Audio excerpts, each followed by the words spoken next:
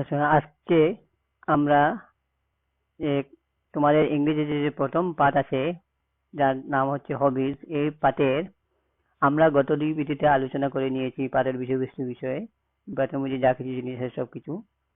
আজকে আমরা এই পাঠের প্রশ্ন উত্তর নিয়ে আলোচনা করব। প্রথমে 1 নম্বর প্রশ্ন মধ্যে তোমাদের জিজ্ঞেস করেছে, 1 নম্বর বলছে, let's find out how much we have understood.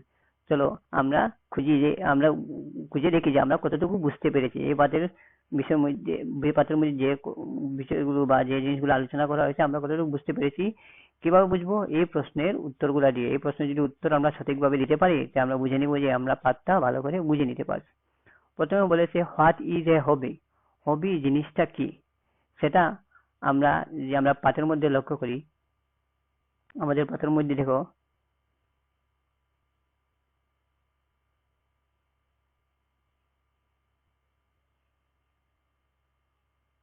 এখানে দেখো বলছে যে activities which gives us fun and joy are hobbies. বলছে কি, যে কাজগুলো আমাদেরকে ফুর্তি বা আনন্দ প্রদান করে এগুলা হচ্ছে কি হবিজ, অর্থাৎ বাংলায় তাদেরকে বলে শখ। তা আমরা তাকে বলবো, উত্তর দেব যে activities that gives us fun and joy are hobbies. তারপরে 2 নম্বর বলছে, what do hobbies gives us? আমরা লিখেছি হবিজ গিভস আস এখানে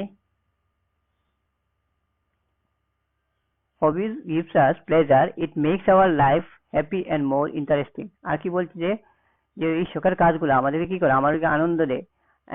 ইট মেক্স আওয়ার লাইফ হ্যাপি, এটা আমাদের জীবনকে আনন্দপূর্ণ করে দেয়, হর্ষাল্লিত করে দেয়, এবং এন্ড মোর ইন্টারেস্টিং, এবং খুব আরো বেশি মনোরম করে দেয়। এই এই জিনিসটা এখানে লেখা আছে, দেখো। This activities gives us pleasure, এখানে উল্লেখ করা আছে।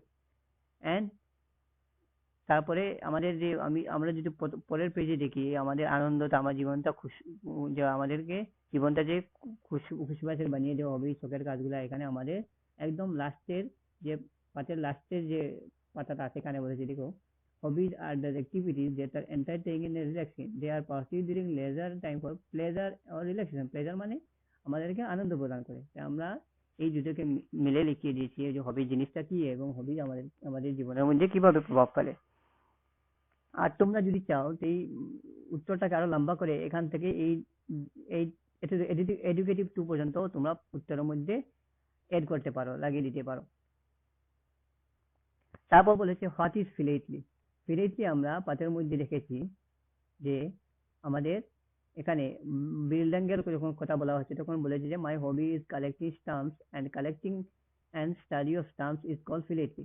কি বলেছে, বিল্ডাঙ্গের যখন কথা বলা হয়েছে, বিল্ডাং যখন বলেছে যে ডাক, এই যে তোমার চিঠির মধ্যে যে যে খামের মধ্যে যে ডাক টিকিট লাগানো থাকে, এই ডাক টিকিট গুলোকে সংগ্রহ করা এবং তাদেরকে নিয়ে অধ্যয়ন করা, তাকেই কি বলে, ফিলেটলি বলে। তো আমরা তাই বলবো, the collecting and the study of stamp is called philately. তারপর বলেছে, what difficulty will you face if you take up philately. তারপরে আবার বিল্ডাঙ্গের অংশের মধ্যেই আমাদেরকে বলে দেওয়া হয়েছে যে এখনকার দিনের লোকেরা কি করে, লোকেরা আর চিঠি খুব বেশি বড়জোর ব্যবহার করে না। কেননা প্রযুক্তির অগ্রগতির কারণে আজকাল লোকেরা মোবাইলের মাধ্যমে ইমেল, এসএমএস, এমএমএস দিয়ে সাধারণত যোগাযোগ করে।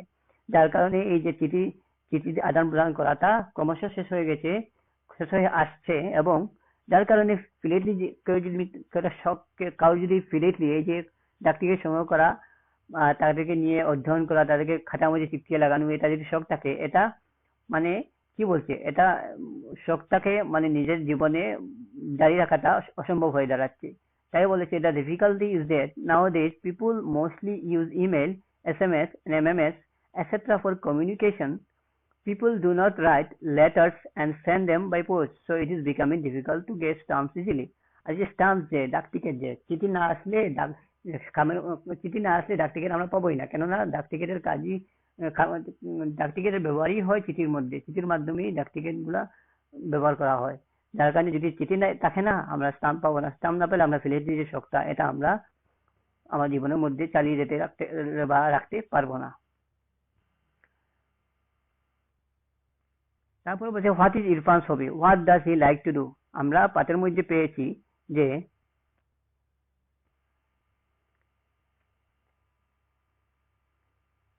দেখে নেই ইরফানের শখ কি ছিল। এই পাঠের মধ্যে বলেছে যে Irfan, I like to paint, painting is my hobby. Hobby বলেছে কি, ইরফান বলেছে যে এই রং করাটাই ইরফানের হবি, ইরফানের শখের কাজ। আর সেখানে সে এও বলেছে যে একা একা বসে ল্যান্ডস্কেপ বা অন্য কিছু ছবি আঁকতে সে ভালোবাসে, যার কারণে আমরা বলেছি Irfan's hobby is painting, he likes to sit and paint landscape. Landscape কি জিনিস আমি বলেছি তোমাদের, ভূদৃশ্য। ভূদৃশ্যকে বাংলায় বলি ভূদৃশ্য, ইংরেজিতে আমরা ল্যান্ডস্কেপ বলি। তারপর বলেছে name a few indoor and outdoor hobbies. আমরা পাঠের মধ্যে পেয়েছি যে যে শখগুলা আমরা ঘরের বাইরে গিয়ে যে শখের কাজটা আমরা ঘরের ভিতরে বসে করতে পারবো না, যার কারণে আমরা বাইরে যেতে লাগবে, সেই কাজগুলো হচ্ছে আমাদের কি আউটডোর অ্যাক্টিভিটিস। আর যেগুলো আমরা ঘরের মধ্যে করতে পারবো, আমাদের বাইরে যেতে লাগবে না, সেগুলো হচ্ছে ইনডোর অ্যাক্টিভিটিস। এখন আমরা দেখি এখানে বলেছে যে some are indoor activities, that some are outdoor activities, collecting stamps and coins, listening to music, reading books আর ইনডোর অ্যাক্টিভিটিস। এই কাজগুলো আমরা ঘরের মধ্যে করতে পারবো। আর gardening, travelling, swimming, trekking, photography আর আউটডোর অ্যাক্টিভিটিস। এই কাজগুলো করতে হলে আমরা বাইরে যেতে লাগবে, যে কারণে এগুলাকে বলে আউটডোর অ্যাক্টিভিটি। তাই আমরা উত্তরে লিখবো collecting stamps, coins, listening to music and reading books are indoor hobbies. এই কাজগুলো আমরা ঘরের মধ্যে বসে করতে পারবো, যা এগুলো করতে হলে আমরা বাইরে যেতে লাগবে না এই সকল কাজগুলো করতে হলে। And gardening, travelling, swimming, football playing etcetera আর আউটডোর হবিজ। আর এই কাজগুলো করতে হলে আমরা বাইরে যেতে লাগবে, যার কারণে এগুলাকে বলা হয় আউটডোর হবি। ইনডোর মানে ঘরের ভিতরে বসে করা যায়, আউটডোর মানে বাইরে যেতে লাগে। তারপরে say what is a kitchen garden. Kitchen garden, আমরা কিচেন গার্ডেনের বিষয়ে আমরা পেয়েছি এখানে যখন আমরা রুনার বিষয়ে পড়েছি। এই রুনা তখন বলেছে তাদের ঘরের সামনে, ঘরের পিছনে একটা কিচেন গার্ডেন আছে এবং ঘরের সামনে একটা ফুলের বাগান, ফ্লাওয়ার গার্ডেন আছে। এখানে দেখো, এখানে রুনা বলেছে at home we have a kitchen garden in our backyard and flower garden in front of the house. তো কিচেন গার্ডেনে তারা কি করে, we grow all kinds of vegetables in our garden. এখন কিচেন গার্ডেনে আমরা বাংলায় বলি তরি তরকারির বাগান। আমরা আমাদের এই অঞ্চলে যে লোকাল ভাষাটা আমরা বাউশ ক্ষেত বলি, যে আমরা শাকসবজিগুলো যেগুলো আমরা রোপণ করি ঘরের পাশে, এটাকে আমরা তরি তরকারির বাগান বা কিচেন গার্ডেন বলতে পারি। আমরা বলবো kitchen garden is a small vegetables garden grown in home. Kitchen garden অর্থাৎ তরি তরকারির বাগান হচ্ছে is a small vegetables garden, একটা ছোট্ট শাকসবজির বাগান, গ্রোন ইন হোম, যেটা ঘরের পাশে বা ঘরে ফলানো হয়, ঘরের আশেপাশে ফলানো হয়। Every morning I water the plants and clean the beds. What does beds mean hair.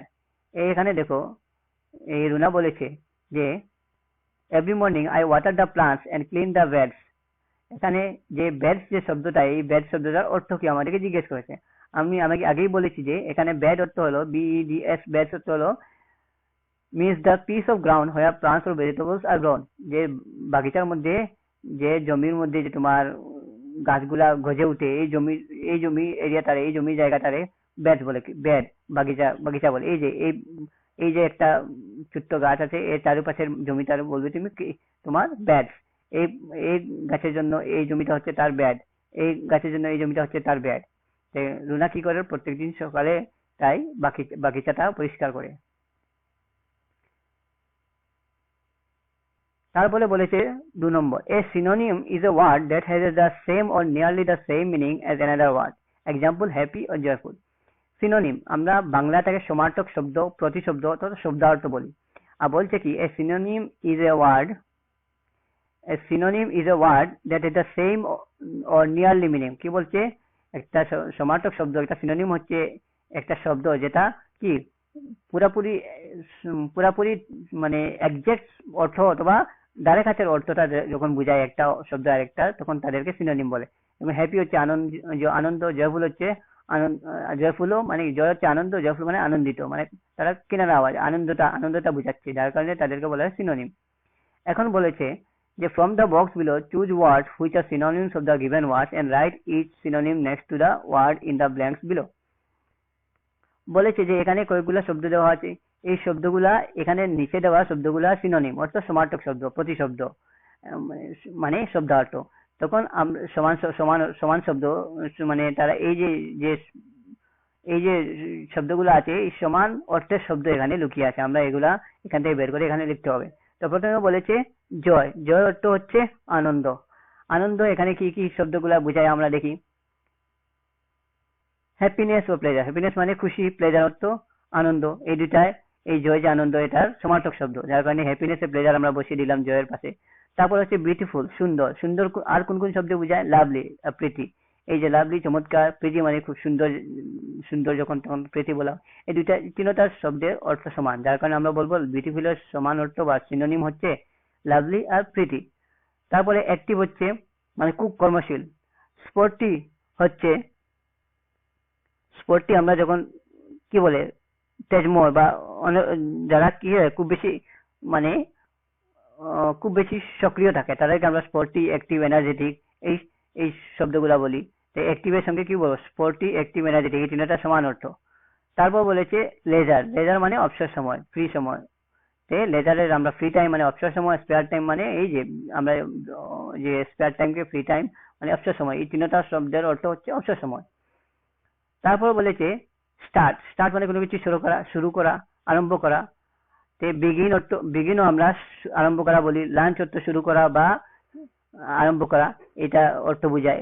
Lunch, begin, start এই তিনটা হচ্ছে সিনোনিম তারা। তারপরে ডেভেলপ। ডেভেলপ মানে বৃদ্ধি পাওয়া বা বড়, ডেভেলপ মানে বৃদ্ধি বা বড় হওয়া বা সমান অর্থ হচ্ছে গ্রো এন্ড ইভলভ। গ্রো হচ্ছে বেড়ে ওঠা, ইভলভ মানে বিকশিত হওয়া, বেড়ে ওঠা। এই তিনটা শব্দের অর্থ সমান, তার কারণে ডেভেলপ, গ্রো এন্ড ইভলভ এই তিনটা হচ্ছে সিনোনিম। তারপর আমাদেরকে বলেছে look at the pictures of objects are given below, each object is related to an activity। তো যে এখানে কিছু চিত্র দেওয়া আছে, এই যে চিত্রগুলো আমাদের যে ছবিগুলো দেওয়া আছে তারা কোনো না কোনো কাজের সঙ্গে জড়িত, কোনো না কাজের সঙ্গে সম্পর্কিত। Write the name of the object and the related activity in the space provided. ঠিক আছে, যে আমাদেরকে বলেছে এই যে জিনিসগুলো আছে তার নাম লেখার জন্য এবং এই জিনিসগুলো দিয়ে কি কাজ করা হয় সেটা উল্লেখ করার জন্য।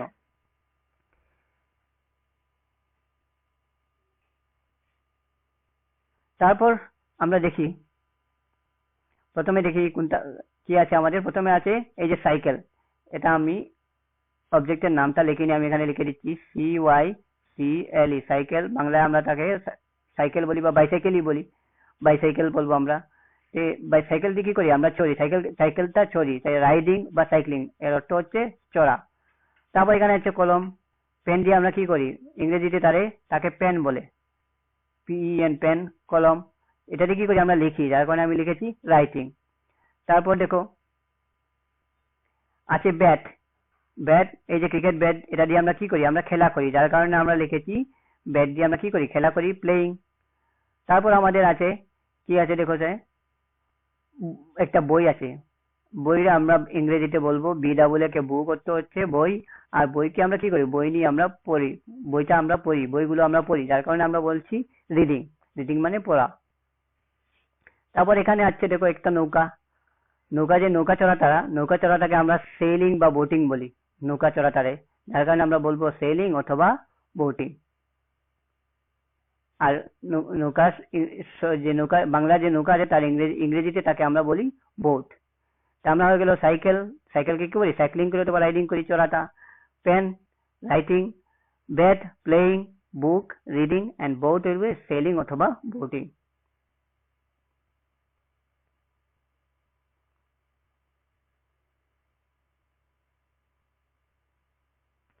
তারপর আমাদেরকে বলছে Parveen's hobby is baking, fill in the blanks in the paragraph below with the words that rhyme with bakes such as shake।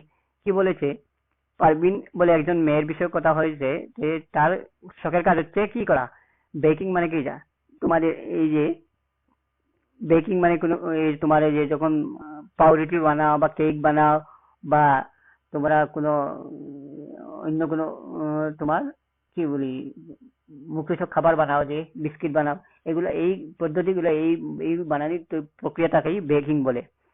তো আমাদেরকে বলেছে এই বেক, শেক, টেক, ম্যাগি এই ধরনের যে শব্দ যেগুলো রাইমিং শব্দ অর্থ কি তাদের উচ্চারণটা সমান থাকে, অর্থ ব্যবধান থাকে কিন্তু উচ্চারণ সমান থাকে। এই যে বেক, এক এক লাস্টে উচ্চারণ আছে, বেক, শেক, ঠিক এরকম টেক, মেক, এগুলা হচ্ছে কি রাইমিং শব্দ। তো এগুলা ব্যবহার করে এই যে আমাদের যে প্যাসেজটা দিছে এটা আমরা ভর্তি করার জন্য বলছে, আমাদেরকে শূন্যস্থান পূর্ণ করার জন্য বলছে। প্রথমে আমি শব্দগুলা বসিয়ে দিই, তারপরে আমি তোমাদেরকে বলবো এই শব্দগুলা বসিয়েছি যা ঠিক কিনা, আমরা বাক্যের অর্থ বুঝে বুঝবো। Juhi said to Parvin, please tell me how to bake a cake. বেকের সঙ্গে কেক সমান তোমার রাইমিং শব্দ, তার সমান সমুচ্চারিত শব্দ। তো কি বলছে, জুরি said to Parvin, please tell me how to bake a cake. জুরি পারভিনকে বলছে আমাকে বলে দাও কিভাবে আমি একটা কেক বানাবো, কেক তৈরি করব। Parvin replied, preheat the oven to 350 Fahrenheit and gather all the ingredients you need to bake a cake. কি বলছে, তোমার যে তাওয়া যেটা আছে, তোমার ওভেন যেটা আছে, এটাকে তুমি 350 ফারেনহাইটের মতো গরম করে নাও, এবং তারপরে কি করবো, তোমার যা যা জিনিস দরকার তোমার কেক বানানোর জন্য এই জিনিসগুলা তুমি রেডি করে রাখো, তৈরি করে রাখো।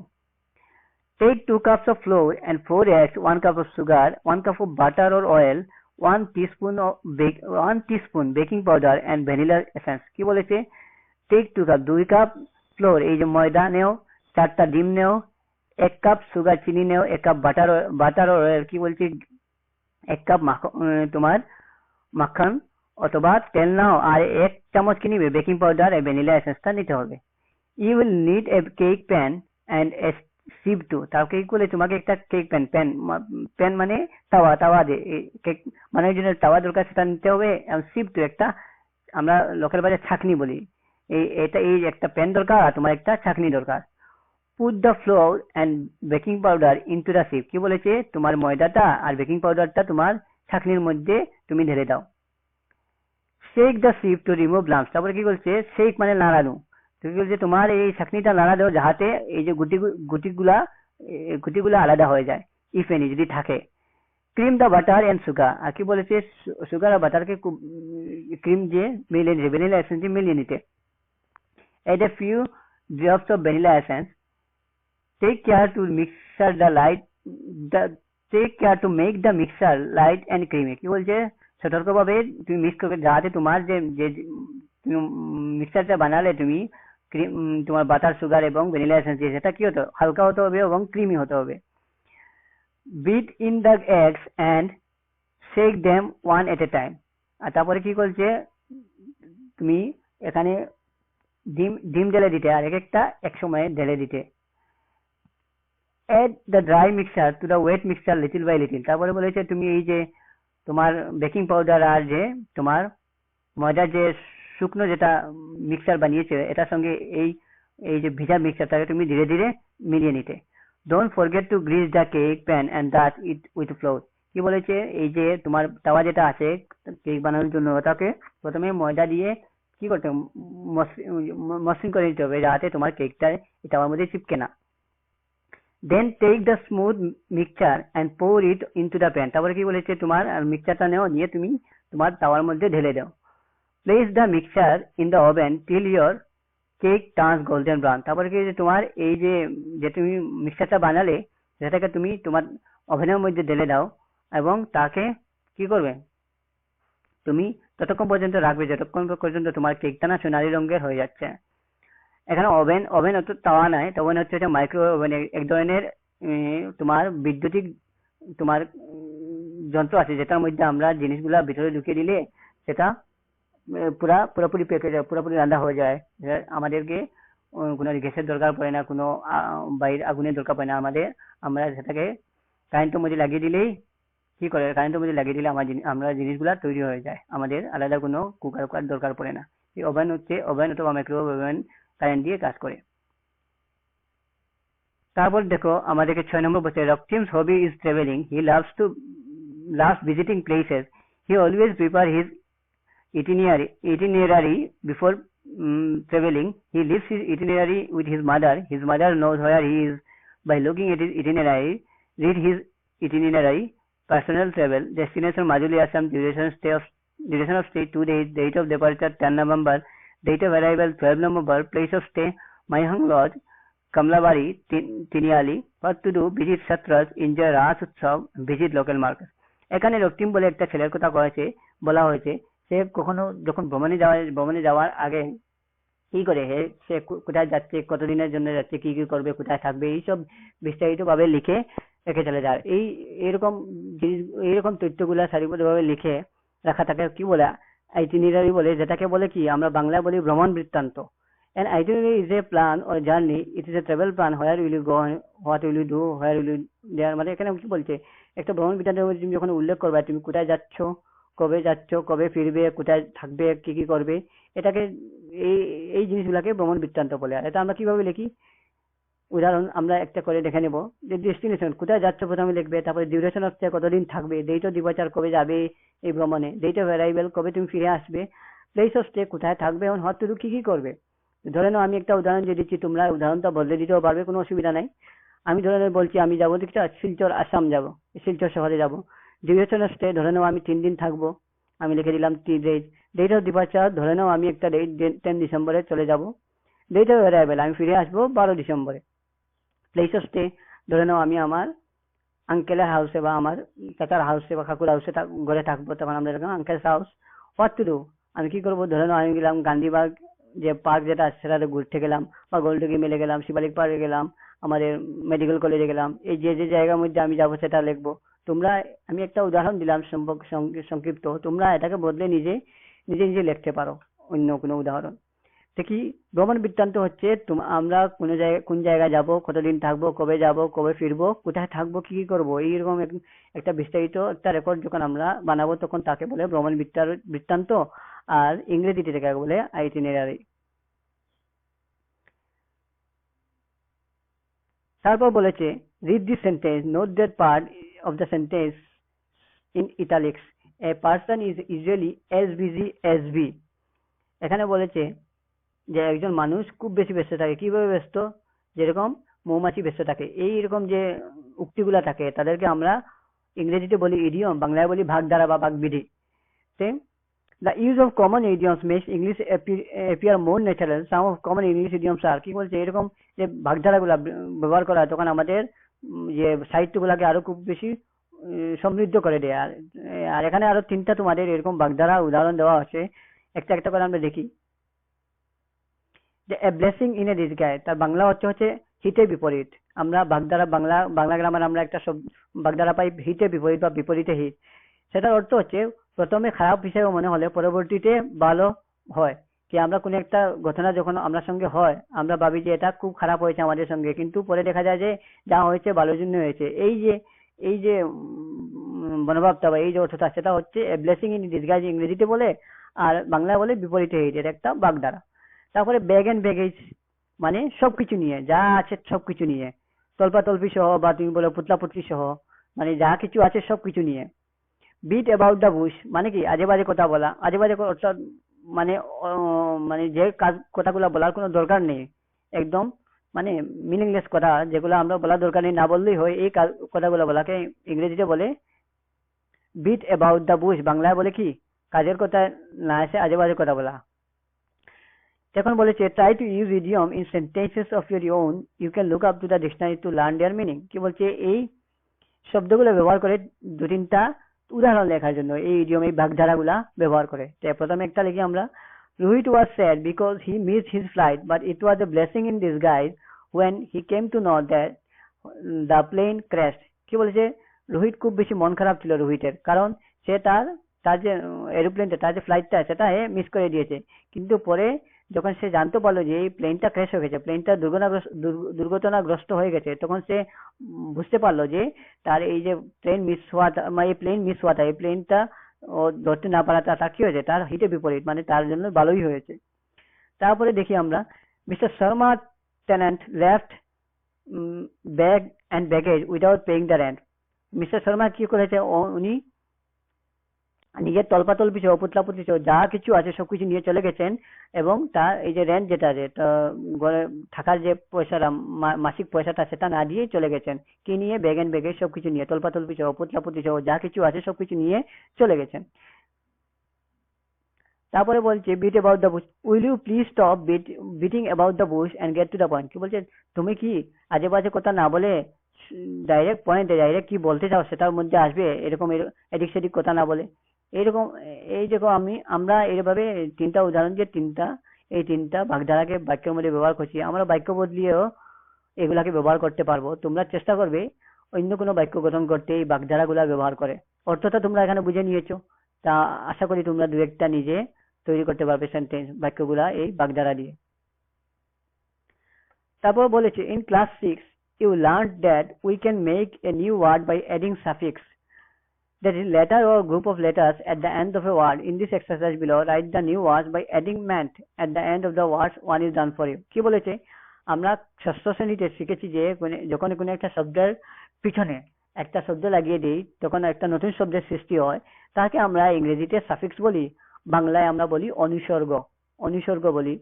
আর বাংলা গ্রামার কখনো কখনো এদেরকে প্রত্যয়, কিছু কিছু প্রত্যয় আছে অনুসর্গ হিসাবে লাগে, তাকে প্রত্যয় বলে। আমরা সাফিক্স অর্থে অনুসর্গ, প্রত্যয় পরে শিখবে তোমরা। অনুসর্গ বললেই হয় যে ইংরেজিতে সাফিক্স আর বাংলায় তোমার অনুসর্গ। আর এই অনুসর্গগুলা কি, শব্দগুচ্ছ যেগুলা একটা শব্দের পিছনে বসে একটা নতুন শব্দ তৈরি করে দেয়। এখানে দেখো অ্যাডভান্স থেকে যখন তার পিছনে মেন্ট লাগলো, অ্যাডভান্সমেন্ট চলে আসলো। ট্রিট থেকে এলো, ট্রিটের লগে যখন আমরা মেন্ট লাগাবো হয়ে যাবে ট্রিটমেন্ট। এনকারেজের সঙ্গে যখন মেন্ট লাগাবো হয়ে যাবে এনকারেজমেন্ট। এন্টারটেইন যখন হবে তখন হবে কি এন্টারটেইনমেন্ট। এই অ্যাডভান্স, ট্রিট, এনকারেজ, এন্টারটেইন আলাদা শব্দ, আর তার সঙ্গে যখন মেন্ট লাগবো এই শব্দগুলা আলাদা শব্দ। যে এখানে মেন্ট হচ্ছে এই শব্দগুলার ক্ষেত্রে সাফিক্স, অনুসর্গ। এখানে আবার বলে দিয়েছে দেখো suffix, a letter or a group of letters added at the end of a word is called suffix। কি করছে, একটা শব্দগুচ্ছ যখন একটা শব্দের পিছনে লাগে নতুন শব্দ তৈরি হয় তখন তাকে আমরা সাফিক্স অথবা অনুসর্গ বলি।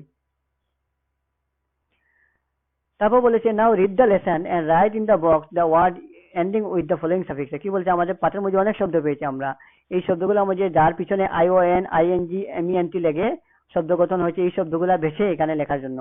IONT কি, combination, competition, collection, communication, relaxation, এগুলো আমরা পাঠের মধ্যে পেয়েছি। ING আমরা পেয়েছি listening, reading, gardening, travelling, swimming, trekking, playing, painting, singing, morning, planting, watering, feeding, working, learning, collecting, entertaining and relaxing, এগুলো পেয়েছি আমরা পাঠের মধ্যে যার পিছনে ING লাগানো আছে, যে মানে ING অনুসর্গটা সাফিক্সটা লাগানো আছে।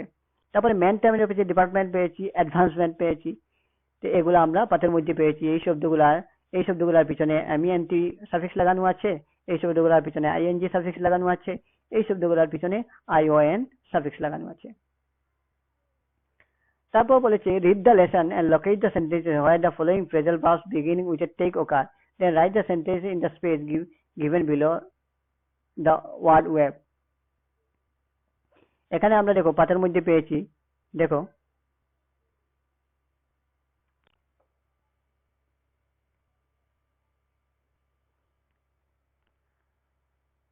I like to take out my harmonium and play tunes in it। যখন আমরা দেখেছি যে টেক আউট, এখানে টেকটা প্রেফিক্স হিসাবে তোমার উপসর্গ হিসাবে ব্যবহার করা হয়েছে। এই পাঠের মধ্যে পেয়েছি I take out my harmonium and play tunes in it, এটা আমরা বেছে বের করে এখানে লিখে দিলাম। তারপর বলেছে আর তিনটা লেখার জন্য আরেকটা লিখে দিই I take out my paint box and brush keep myself busy। এখানে আমাদের তোমার পাঠের মধ্যে আমরা আবার দেখেছি এখানে ব্যবহার করা হয়েছে এই টেক আউট শব্দটা।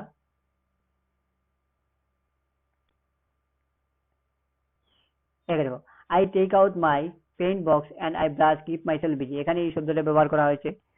টেক আউট মানে কিটা, এই টেক আউট মানে এই টেক আউট শব্দের অর্থ হচ্ছে যখন টেক আউট একসঙ্গে তখন আমরা শব্দ হচ্ছে বের করা বা বের করে রাখা, তখন আমরা টেক আউট বলবো। তারপর আরেকটা শব্দ আমাদের বলেছে, আরেকটা বাক্য আমাদেরকে বলেছে, তিনটা বাক্য গঠন করার জন্য I take out the stamps from the envelopes and stick them in an album। এখানে বিল্ডাঙ্গের কথা বলা হয়েছে, আমরা দেখে নিই বিল্ডাঙ্গের কথা।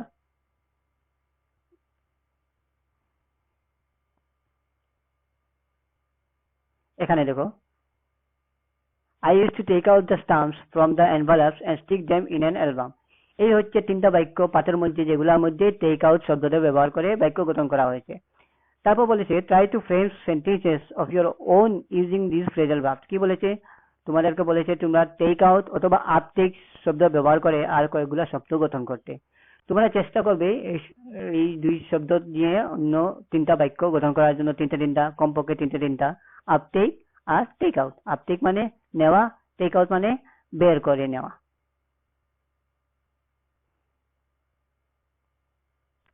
আজকের জন্য এখানেই সমাপ্ত হলো। পরের দিন আমরা নতুন পাঠ শুরু করব। আশা করি তোমরা এই পাঠের আলোচনা অথবা এই পাঠের প্রশ্ন উত্তরের আলোচনা বা প্রশ্ন উত্তরগুলো ভালো করে তোমরা বুঝতে পেরেছো। না বুঝলে তোমরা আমাকে জানাতে পারো, আমি আবার বুঝিয়ে দেব। আর পরের দিন আমরা নতুন পাঠ শুরু করব। আর পরের ক্লাসটা আমরা পরের যখন আমরা নতুন পাঠ পড়বো তখন আমি চেষ্টা করবো আমরা পাঠটা আলোচনাটা 3 ভাবে বিভক্ত করার জন্য। প্রথমবার আমরা কি করব, পুরো পাঠটা কিভাবে রিডিং করতে হয় উচ্চারণ বা তাল মিলিয়ে সেটা বলার চেষ্টা করব আমি। তারপরে 2 নম্বর পর্যায়ে আমরা দেখব যে এই পাঠের যে শব্দার্থগুলা যেগুলা আমার মনে হয় তোমাদের বুঝতে অসুবিধা হবে, এই শব্দার্থগুলো আমরা কোন শব্দের অর্থ কোনটা সেটা বুঝবো। তার 3 নম্বর বার আমরা কি করব, আমরা এই পাঠটা আবার রিডিং করব এবং তার সঙ্গে সঙ্গে আমরা বাংলায় বুঝবো যে এই বাক্যের মধ্যে কি জিনিসটা বলা হয়েছে। তাতে কি হবে, আমাদের উচ্চারণও ঠিক হয়ে যাবে, শব্দার্থ ঠিক হয়ে যাবে এবং পাঠের মধ্যে কি জিনিসগুলো বলছে বা বুঝাচ্ছে এগুলো আমরা বুঝে নেব। আজকের জন্য এটুকু থাক, এখানে আমরা সমাপ্ত করছি।